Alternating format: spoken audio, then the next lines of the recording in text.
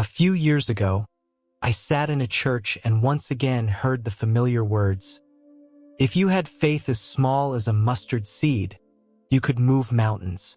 I felt frustrated because I had been trying for years to truly believe, yet the mountains did not budge. Then I encountered the ideas of Eckhart Tolle and realized that we may have completely misunderstood what Jesus meant. This new perspective transformed my understanding of faith and led me to a truth that had always existed within me.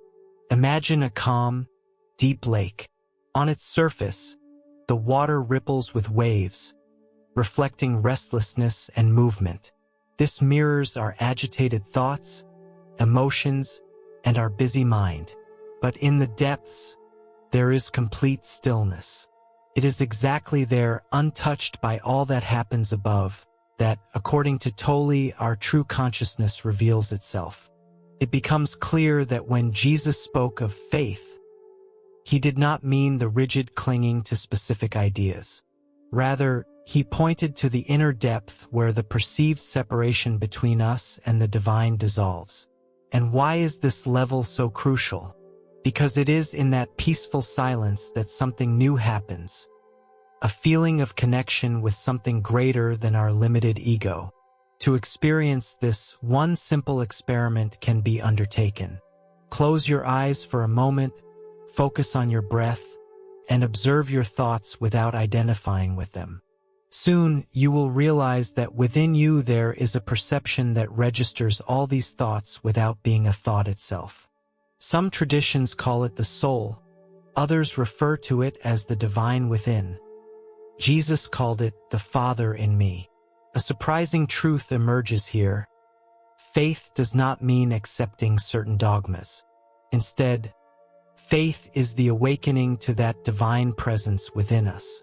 When Jesus said, "Your faith has helped you," Tolle explains that he was referring to people who, in their moments of despair, dropped all resistance and plunged into that deep consciousness where healing and connection become tangible. Just a few weeks ago, a friend told me that she had struggled with anxiety for years. In one particularly dark phase, she let go of all inner resistance. In that very moment of complete surrender, she discovered something unshakable within herself. An inner stillness that preserves peace even in the face of the greatest fear. That evening, for the first time, she understood what Jesus meant when he said, "The kingdom of God is within you." This leads to another fascinating insight. When Jesus spoke of the kingdom of God, he was not referring to a distant place in heaven. Rather, he meant that eternal dimension of pure consciousness that resides within every person. Like the lake, this depth is ever present, not somewhere up high, but in the silent immediacy of our true self. What prevents us from dwelling in this depth? Tolle distinguishes between form and essence.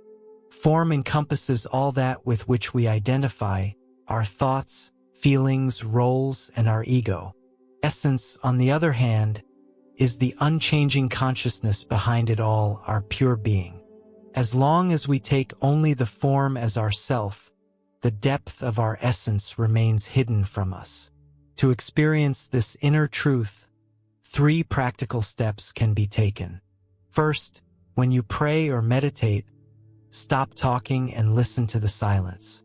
There you will find a vibrant presence that lies beyond all words. Second, view your thoughts as waves on the surface of the water and understand that you are not those waves but the depth underneath. This realization marks the beginning of true faith.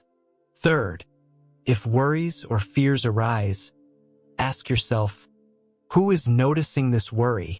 There exists an observer within you that is not identical with the rising emotions. That is your divine nature.